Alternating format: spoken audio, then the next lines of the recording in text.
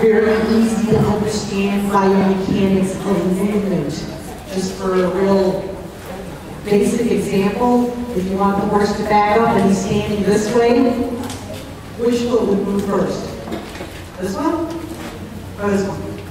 I'm going to ask the horse to back up. Which foot's going to move? Okay, who thinks this foot's going to move first? Yeah, because if the horse is going to back up, it's not going to go like this. He's going to go like this.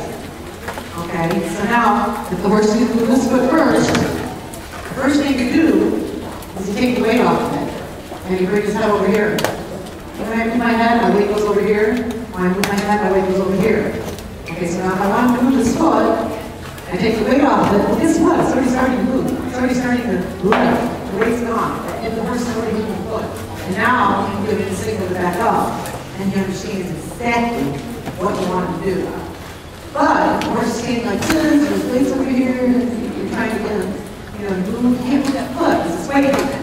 So that's just an example that has nothing to do with using your hands in the clinic, but it's a very clear example of how you can train horses by understanding the patterns of their movement and building your tasks and presenting your tasks to your horse in a way that your horse really understands what's happening naturally. So we've got, my riders are getting organized here. I've got several different gaited breeds. We've got this horse here, his name is Twist, and he's a Tennessee Walker. And we've got the other spotted horse is Cruiser, and he's a Missouri Foxtrotter. And we've got this black young horse here, her name is Rain, and she is a Rocky Mountain gaited horse. And we have one more horse that is in the process of being mounted. His name is Shooter, and I accidentally called Scooter, and that's not trying to get it in my mind, Shooter. I think I mounted yesterday in the heat, and he's a little bit greener. And so he's been mounted up, and he is a Tennessee Walker. So right now I'm just going to go over just a few of the basics of gaiting when a horse gaits. You want it to be a 4-beat movement, so it's 1, 2, 3, 4, 1, 2, 3, 4. And when they're gaiting fast, the rhythm is like 1, 2, 3, 4, 1, 2, 3, 4, 1, 2, 3, 4, and it's even. And when a gaited horse defaults and quits gaiting, it'll either fall into a trot or fall into a pace.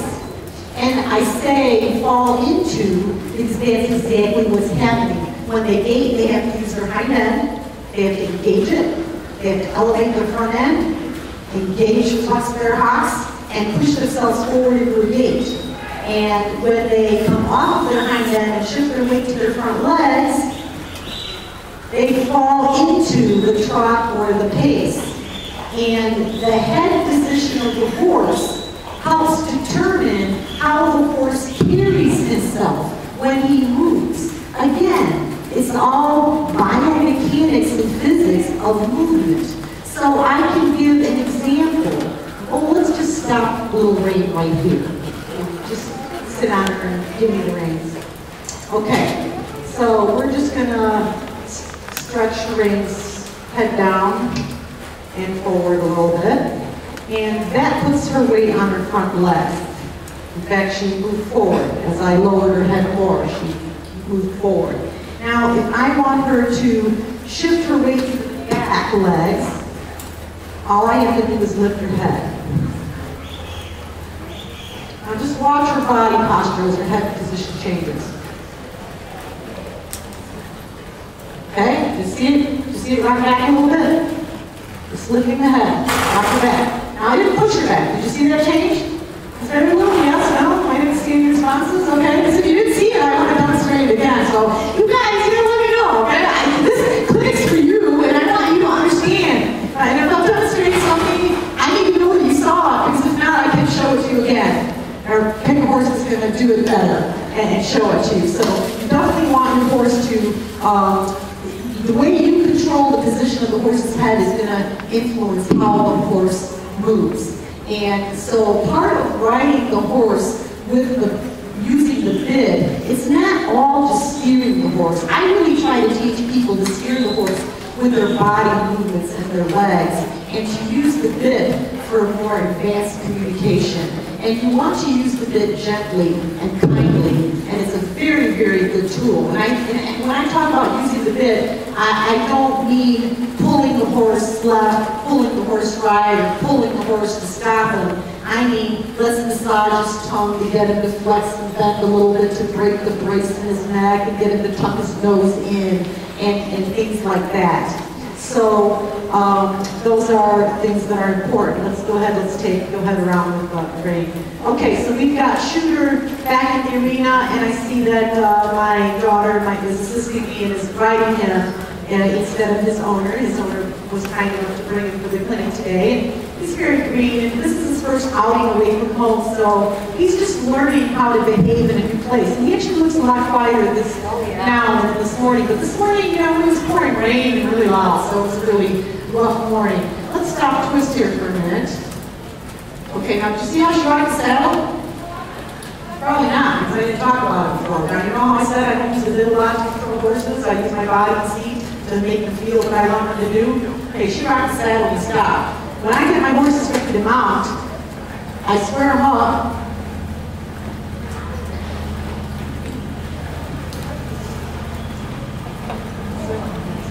There you go.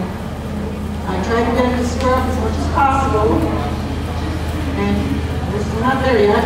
Gotta be patient. And then, well, now he's ready to mount. See, if he's standing around like this, he's heavily in motion. You don't want to get out of there like that, okay? So now I'm going to rock the saddle.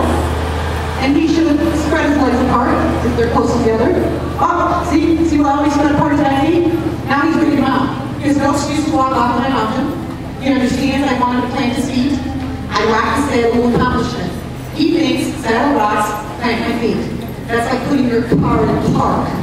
It's not going to go until you shift the transmission and put it in drive. When you stop your horse like this and you get on, it's like the car being in drive with your foot on the brake. When you start mounting, you take your foot off the brake, and the horse is free to go. And you mount, he's got to go, oh, I'm losing my balance, I have to move my foot. Oh, no, one foot's moving, I might as well move another foot, okay? So we're giving the horse the feel of what to do, so go ahead and walk again. So we're all going to try to demonstrate this concept, and the 3 horses that are under my training understand the concept, and Shooter, the big bay horse, is just learning it for the first time this weekend. Okay, ladies, prepare to ask your horses to halt. Watch the riders rock the saddle to get the horses to halt. Go ahead and halt. Okay, now did you see them pulling on the reins? Wasn't that nice? Go ahead, give them a little applause. How did you do? All right. Thank you. All right, let's do it one more time. So go ahead and walk around this way, and when you're facing this direction over here, let's go ahead and ask them to halt again. And again, now you watch them rock the saddles. Watch the reins and see how little they have to use the reins to get the horses to stop. Again, this is good horsemanship. This is not just for gaited horses. All right, go ahead and halt your horses, ladies.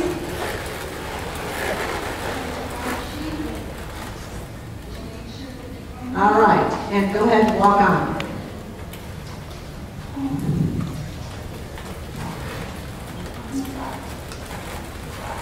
All right, so we don't really have to pull the horse a lot to make the horse stop if the horse is conditioned to stop when you rock the saddle. I also like to rock the saddle before I get off. And then, you know, when you're riding and rock the saddle, the horse is like, oh, I just get off and we stop. So that works really good. Also, when you ride your horse to help steer your horse, you don't have to pull. One thing that's really uncomfortable for them is when you pull them around to steer them. And how would you like it if somebody yanked your head when they wanted you to turn? So we just turn our torso into the turn, okay? Look what happens with my arms. Now, of course, with holding reins. Look what happens with my arms when I turn my torso. My arms move. I didn't move my arms. My body moved my arms, okay? My arms took the reins, okay? So the rein made contact and it started drawing the horse that way. This rein made contact with the nut and started pushing the horse that way. Okay, now look what happens to my legs. Now if I was on a horse, my feet are attached to my legs and they go with me. But since I'm on the ground, my feet are stuck to the ground and they won't go. So you just have to watch my upper legs. I turn my torso, and you're not twisting, you're turning your hips, your whole body. When I turn my torso, this leg moves away, making a space for the horse to move into. This leg presses into the horse, guiding the horse to the turn. So now, you can turn your horse without ever pulling on reins, just by turning your body. Now, of course, if the horse is used to being pulled around, you might not get it right away, you might have to learn it in example for Shooter. You might have to use more rein for him to feel the movement, and eventually he's going to go with the movement. But horses who are used to it will be able to do that. So we're going to go one at a time, and we're going to reach the center of the long rail under the sign. We're going to turn down the center and then change direction, starting with cruiser. And watch how much she uses her reins when she turns her horse. There you go. And turn to the left when you get to the opposite rail. Okay.